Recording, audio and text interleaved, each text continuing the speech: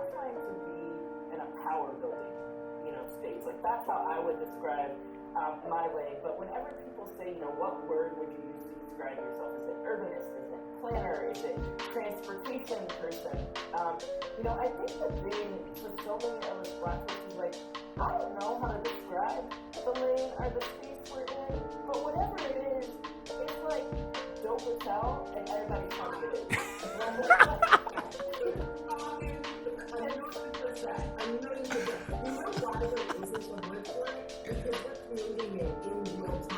Talk that talk. It is so innovative. It is like so rich and textured and so soulful. It provides a certain kind of language. It's like kinetic and it's rhythmic. This is a time of transition in America. For those of us working in city building and community development, this is a moment to be daring, to dream big and speak the future we want into being. Our cities have talent and ideas. That's not the issue. The question is whether we will listen. We invited some great minds across cities to hear what they're thinking about their own work in this moment and how they're building what comes next. Jay Pitter is an international placemaker, author, and lecturer. We met in 2018 and have stayed connected since. Not only is she all of those things, she is just a fine human, and she happens to be a really good friend of mine. Jay, welcome back to the Consulate. Thank you so much. So happy to be here. I'm happy to have you. Also joining us, Tamika Butler is a city building giant in the Los Angeles area, a transportation nerd. She is a sought-after consultant and speaker. We met last year, and I am completely enamored by her, and I'm so happy that she said yes. Tamika, welcome to the Consulate. Thank you so much for having me. I would always say yes to talking with you too. I'm so excited about this conversation.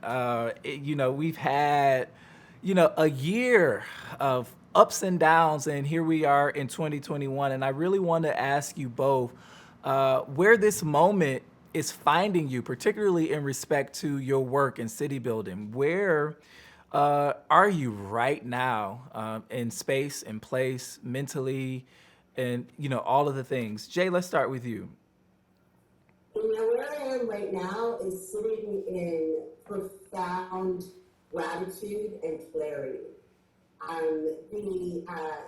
The sort of events of the past year have been, as everyone knows, tragic, in some ways shocking, and I'm old enough to not be surprised by much, but saw some really surprising things and had to make some choices right at the beginning of the pandemic and the civil rights uprising around my, where I was going to direct my energy, my expertise, my capacity.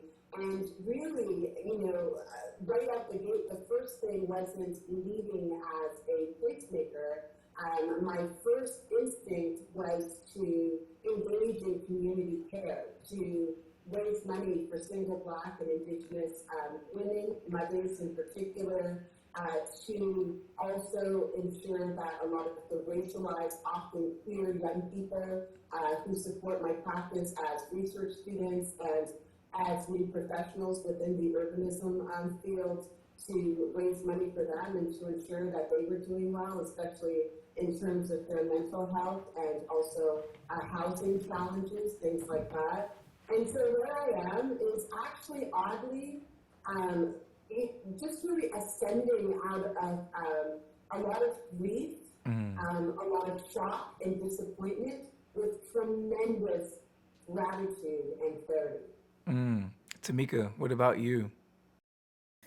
Yeah, I share some of that gratitude that Jay's talking about, and for me, for a little bit different reason. I shared with you both over email that this is the first thing I'm doing on video since I got COVID.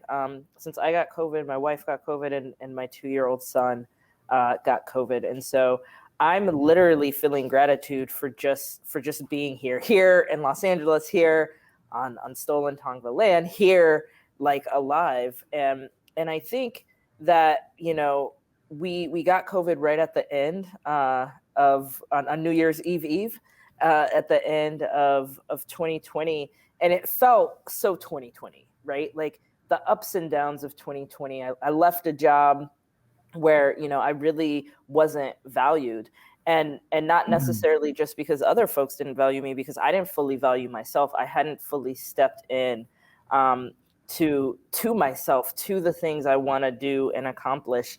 And one of my first conversations with Jay was really helpful in seeing sometimes what other folks see in you, and I have gratitude for that, for seeing myself, allowing myself to see myself in 2020. And then with those highs, there were the lows. And there was just a night, because I initially tested negative after my wife tested positive. So we were isolating. So she was off in one room in the house, and we weren't seeing each other, just passing food, and me taking care of our 2-year-old son. And that feeling of having to go in another room so my son didn't see me cry, so he didn't see me worried, right? And looking through our family pictures that we took for our annual Kwanzaa card, and wondering if that last family picture was the last family picture, right? And not knowing that my pregnant wife, who's going to give birth in 7 weeks, was upstairs struggling to breathe. And the conversations we're having between doors about, why didn't we finish the will? What do we do? They say hospitals can't take any more ambulances. Okay, I'll just drive. What do we do with our son? And I think all of those conversations, the thing that I was reminded of is I still had tons of privilege in 2020. We still were able to buy a new house that was big enough for my wife to isolate and us not worry. We were still extremely privileged, and all of those things that I felt deep sorrow and anxiety and fear about losing this person, I know that my parents, my dad, who grew up in the projects, I know he had days where he went into another room and cried so I didn't see him. I know there were days they didn't know how they were going to pay the bills, that they didn't know if we were going to make it. And so I think, sometimes we get wrapped up in how 2020 was so different. But for so many of us who have come from where a lot of us come from, right? Like, I know my parents had nothing so that I could have everything. And so I have so much gratitude. And I think, yes, part of it for me was COVID. And I think the number of people who were like, well, how did you get it? Well, what did you do? And the number of people that said to my Black father, well, why aren't you working harder? Well, how'd you end up in this situation?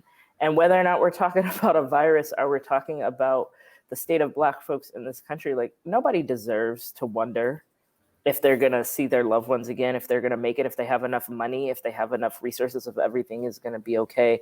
And so bringing it full circle, I feel that gratitude for being here. And I think I have renewed gratitude for our ancestors, right? For all the times they worried, and just really trying to hold that energy and that determination into 2021.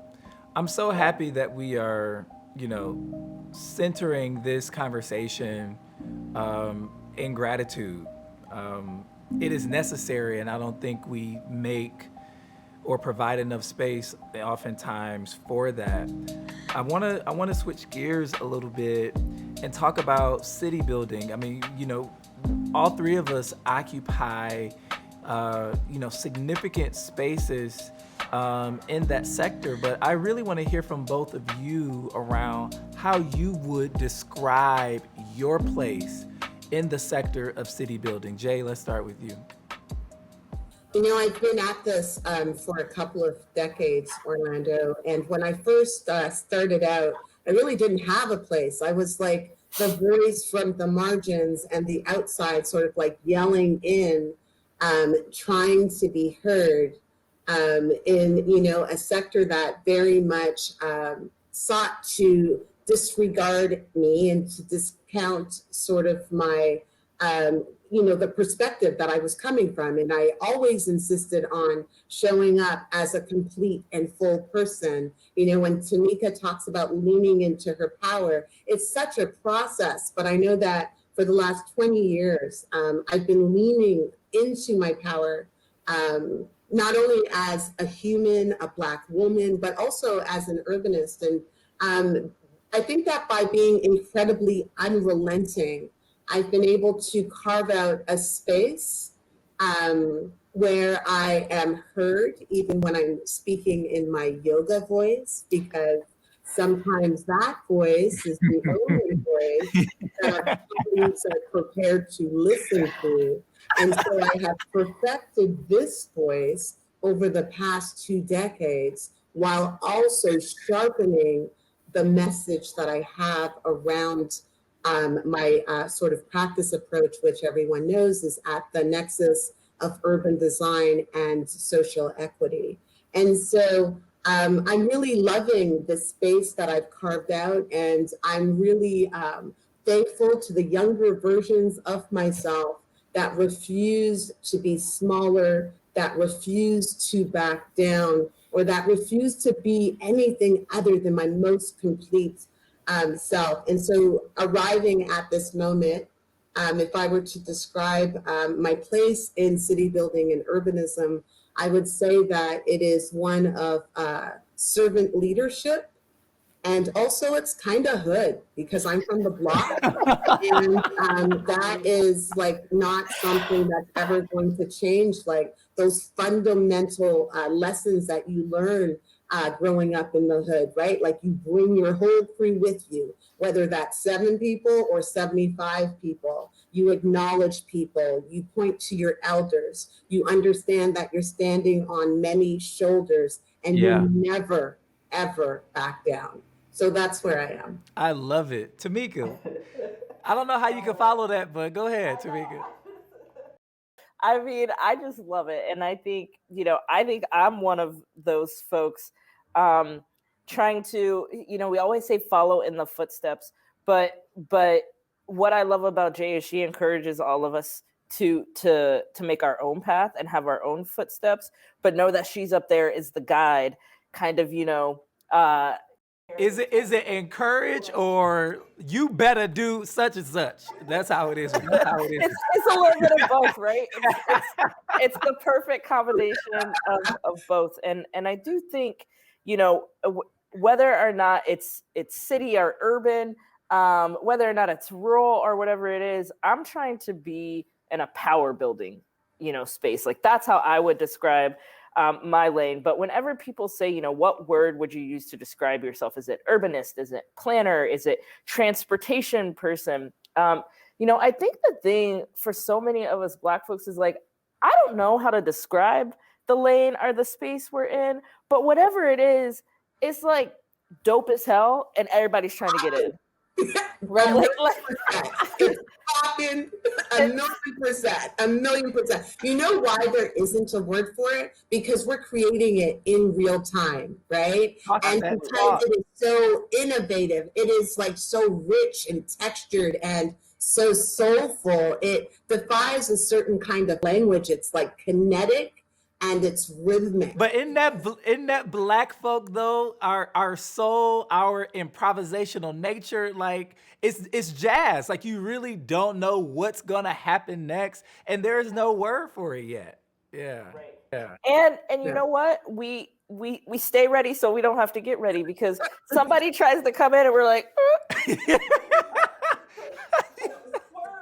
like, because we was born ready. Like, right. that's the thing. So going back to our ancestors, right? People talk about intergenerational trauma, which is real, but I also want to talk about like intergenerational magic, intergenerational place-based intelligence, intergenerational resilience. And I'm not talking about the resilience where we keep getting beat down and just popping back up like we're not human, but the kind of resilience though that allows us to imagine ourselves as far greater than the categories and the labels that are placed upon us. And also our conceptualization of place is evolving and emerging in such exciting ways. Like even this conversation here, I just want to take a moment to underscore this. This conversation here is an act of decolonization because, as you know, 500 years ago, the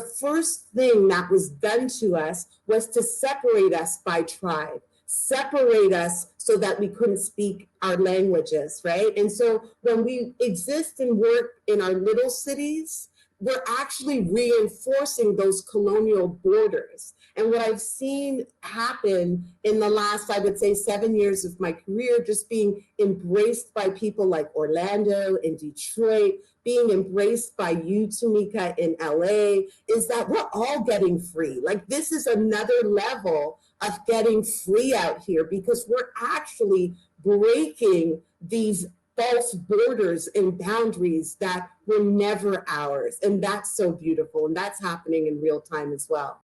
I really do think, and this is the last part I'll say on this one, I really do think that placemaking, city building, power building, community making, whatever we want to call it, it is literally in our blood, right? Because we've always had to, like, for many of us, we can't even trace back to where home is, right? And so home is where we build together.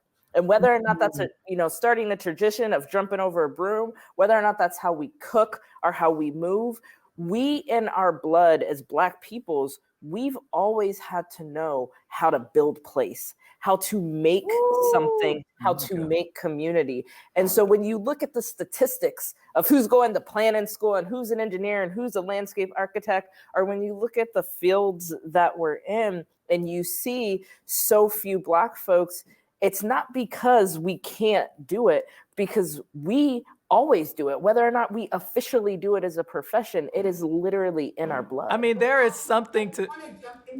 Go for it. Go for it, Jay.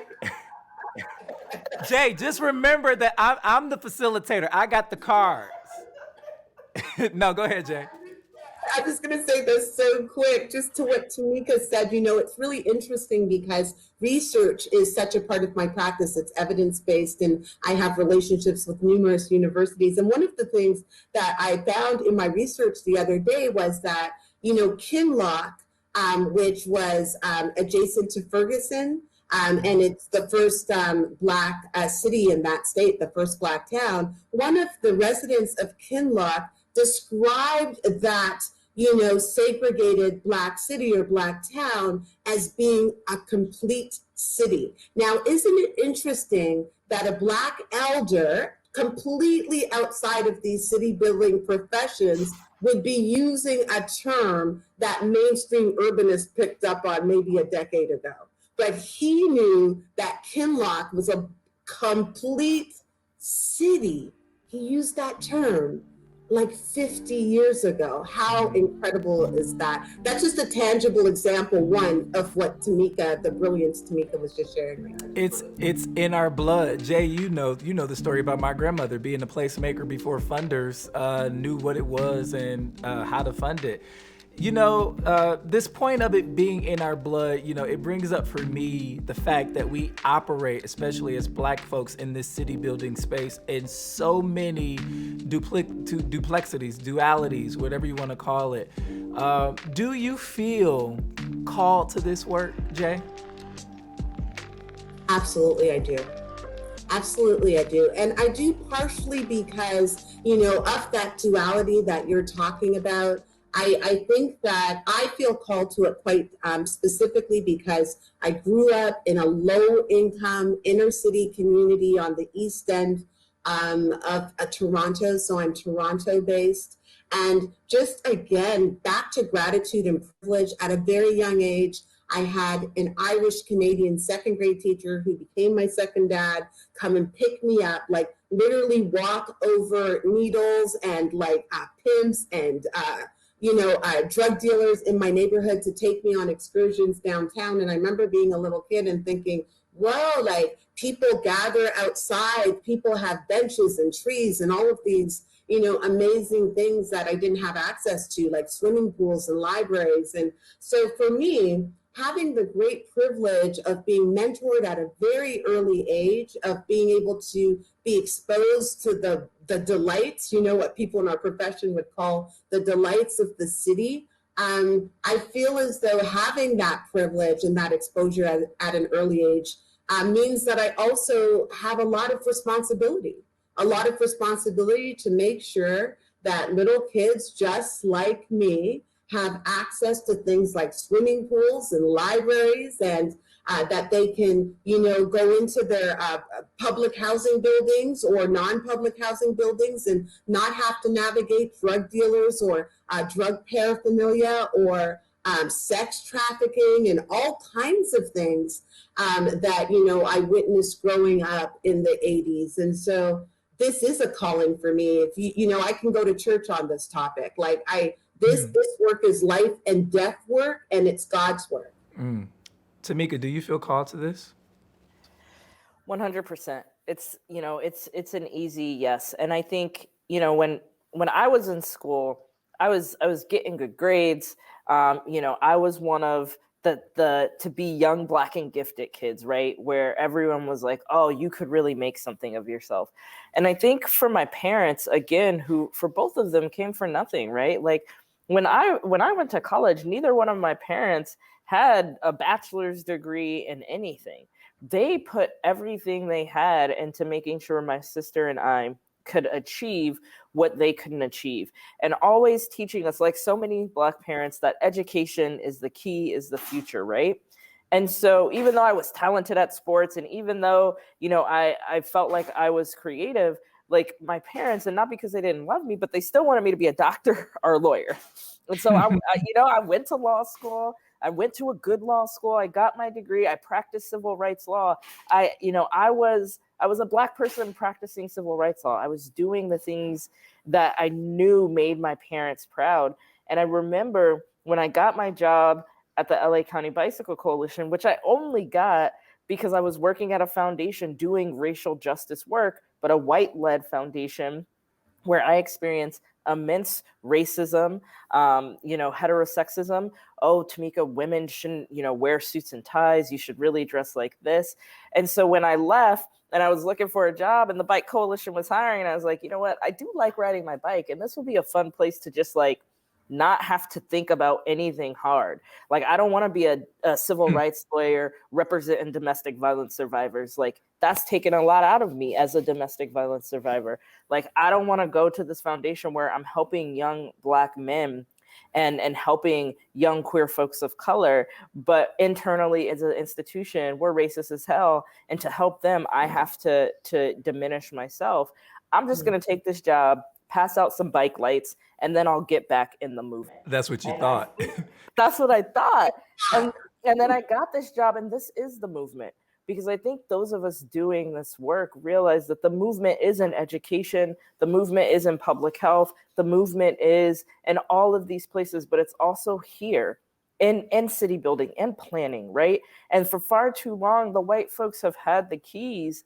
And they've been like, sure, we might be doing criminal justice reform and we might be doing civil rights law, but they are still building the container to which all of that is happening in. They're still from, Jay always says this, but, we started on this continent in the public sphere, and they're still telling us where we can and can't go. They're still determining, what side of the tracks is okay and what side is not. And this work is so important. And we're not doing it to get rich. We're not doing it to get famous. We're not doing it to chase clout. As Jay already said, we're doing it because it's life or death. We're doing it.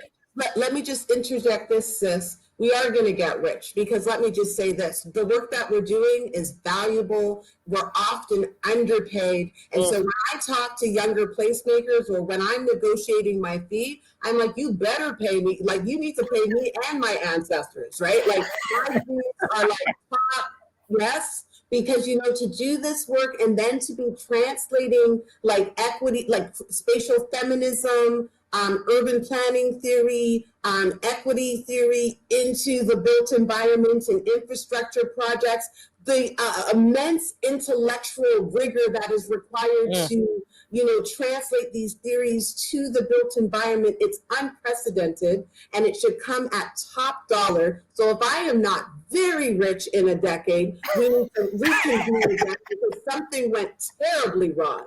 We should be What? look at this blouse, like 100%. I love that blouse. You killing it. Listen, somebody is paying me right, and they will continue to pay me right. And if I do, my little role well, I just want to make sure that everybody else, the next generation, doesn't feel as though they either have to do mainstream work that is not making an impact and be financially secure, or if you choose the route of responding to our communities and doing the work that is vital, that should not mean that you're sitting at your house eating salt pigtails and sardines on white rice all day, right? Like that is a form of violence and inequity within itself. And so as we, move forward in this movement, I want us to do it in style with lots of resources. We gonna be fly. Come on. Therapists and massages and vacation. I just want to put that out there. You know what? Can I name that one of the first lessons that my friend Jay Pitter taught me, and there are many, was she was like, let me tell you what you need to have. You need to have a no email prepped and ready to go for when folks don't want to pay you what you're worth. Have an email that describes your worth and how terrible they are for not wanting to pay you. And you know what? I have my email and I use it. I use it often because, just on a more serious note, white folks can pillage or read a book and become an expert and get paid top dollar, right? Let's just put that out there. I just want to name that, right? In the previous conversation or in another conversation we were having, we talked about, the book club's picks for last year got very colored, and a lot of white folks became experts on anti-racism.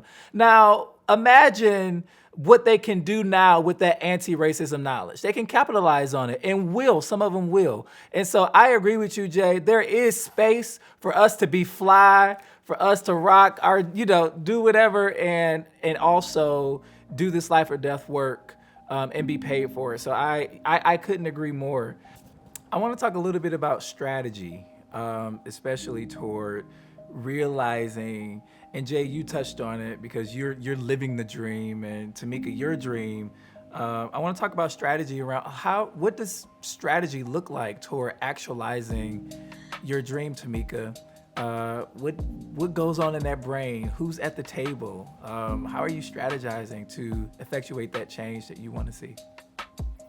I mean, I think part of it is like Jay said, like so much of it is relationship building, and not in a transactional way, just in a love way.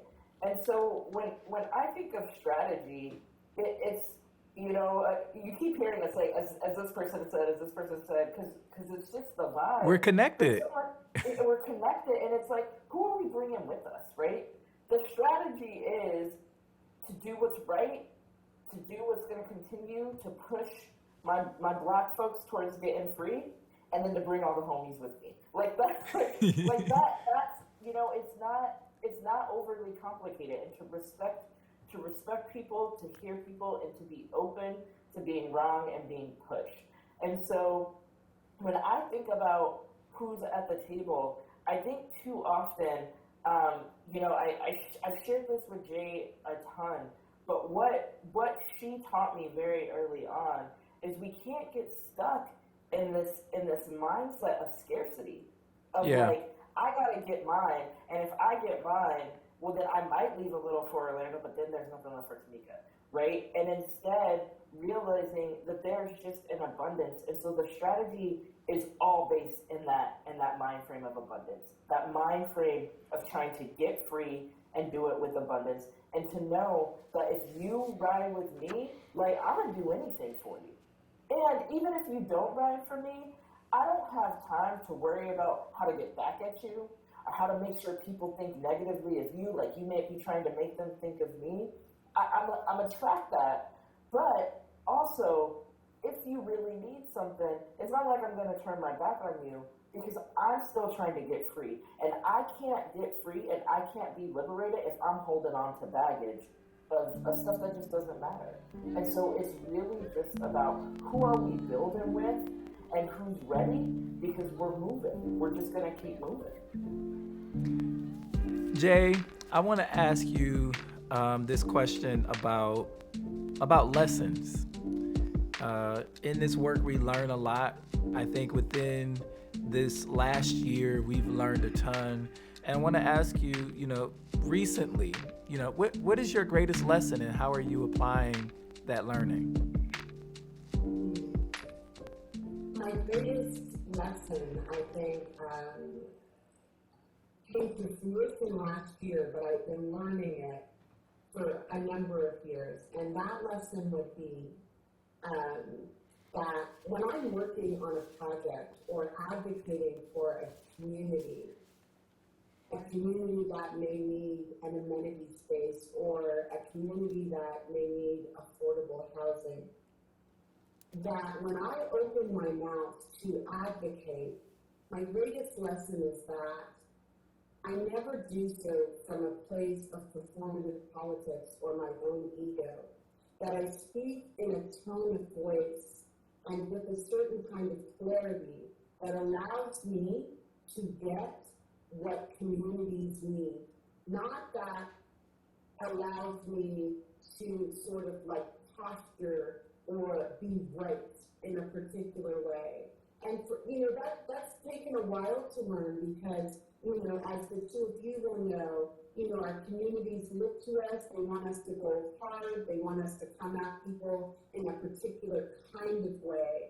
And I'm long game, I'm very strategic, I'm long game, so I am prepared to show up for the conversation in a manner that not sort of is rooted around how I am represented, but that is rooted in service and getting people fundamental things they need to thrive in their neighborhoods or in their wider city.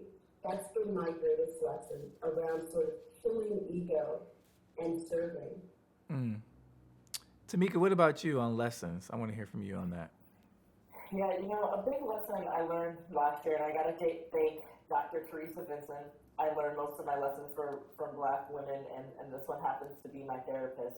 But as I was really struggling with, as I said earlier, how to step into my own power, into my own calling, I had many talks with her about, but part of my job, part of my work is to help white people see, or to help folks who don't understand anti-Blackness or racism or white supremacy, to help them see that they shouldn't be doing what they're doing. And something she taught me is, she believes in me, and she said to me that I think you're going to change the world. But just because you might change the world doesn't mean you have to change that person. Doesn't mean you have to change that entity. And all of the energy you're giving to this person or this organization or this one thing that you're trying to change, that's energy you're not putting towards changing the world.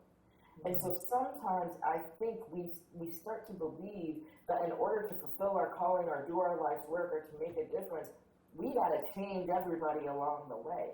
And I think her lesson that you can change the world without changing this person really helped me let go of this idea, this heaviness, this sadness, this anxiety that I think sometimes we feel in spaces when we're like, why doesn't that person get it? What am I doing wrong? And we start to internalize it and believe that it's something wrong with us. And it's not us. It's just that we're out here changing the world. And they might not be ready, but we don't have to give them that energy. And I think the lesson she tied to that for me was that sometimes there are folks who do get it, who we don't actually need to change, but they see those of us who are willing to speak up and always say what's right, and they're willing to use us. So we might be what we think is in allyship with someone, but it's that person who's always in your ear that's like, did you hear that this person did this? Did you hear that this person did this? And they know what the right thing to do is, but they don't want to risk. And so they're just in your ear because they know you can't go on without saying something, without speaking up, without calling it to attention. And so they're behind the scenes trying to get you juiced up, but they don't have to lose anything. And so I think, to Jay's point, it's both, you know, playing that long game. You can make change without changing everybody, and don't let folks use you just because one of your superpowers is speaking up and doing what's right. My last question for the both of you is about hope. What gives you hope? Jay, what gives you hope?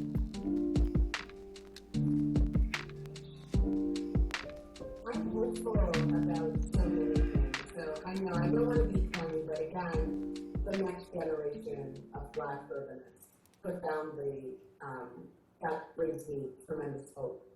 The other thing that brings me hope is that communities are becoming more educated and proactive than ever before.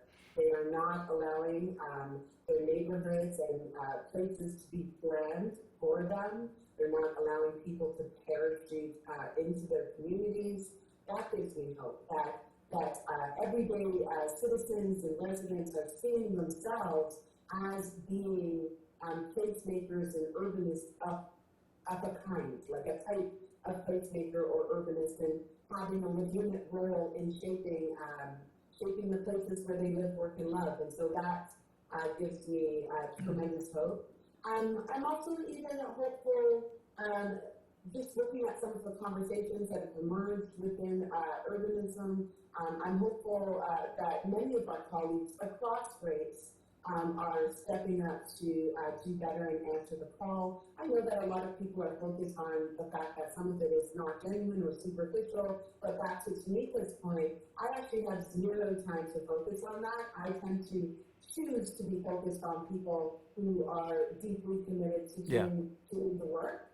I'm also hopeful for our collective healing. I'm glad that we're talking about our humanity in this work. Tamika spoke earlier about rest, Orlando, you spoke about your grandmother. I'm just so glad that we're bringing our families, we're bringing our mental health, we're bringing the lessons that we're learning, that this is coming to bear on a field that is extremely technocratic and technical as well. So even a conversation like this, Orlando, is very hopeful for me, because it is a more rigorous, wholesome, humane conversation. And these are the kinds of conversations that will get us to where we need to go in terms of creating equitable places for everyone.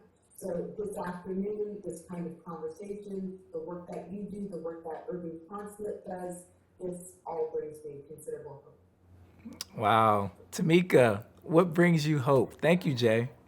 Yeah, it's hard to follow that up, but I will say that every time the three of us talk, I lead those conversations with a smile. Like, it'll be hours later, and I'll think back to something someone said. I'll think back to someone cleaning a desk, and I can't help but to feel happiness, right? The way we show up for each other, the way we always are clean and smooth with it, and the way we allow each other to have space to just be ourselves, and all the corniness and all the in all the ways.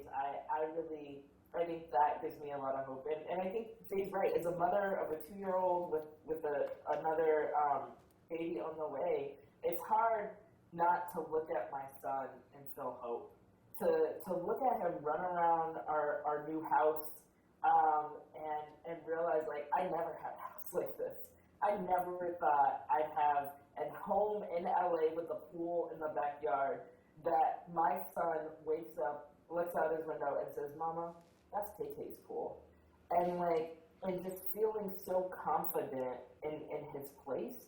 I think that brings me a lot of hope.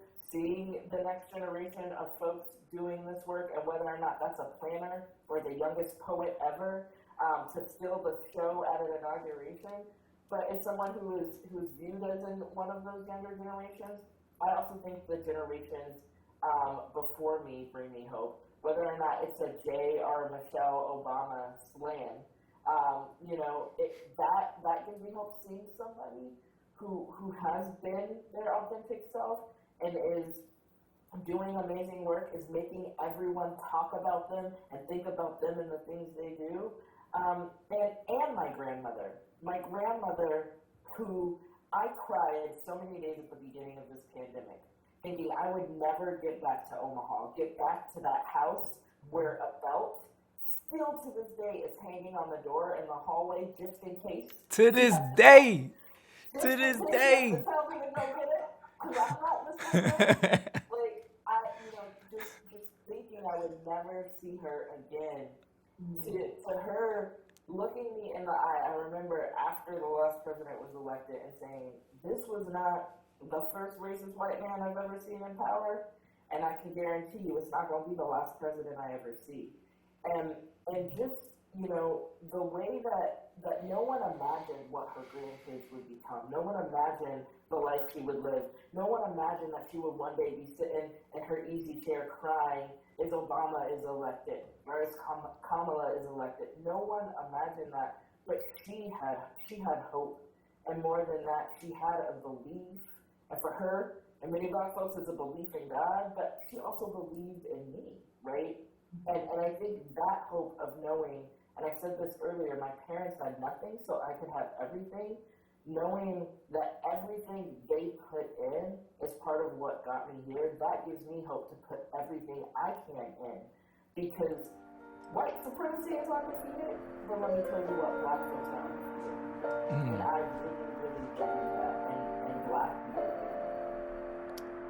Tamika Butler in Los Angeles, Jay Pitter in Toronto.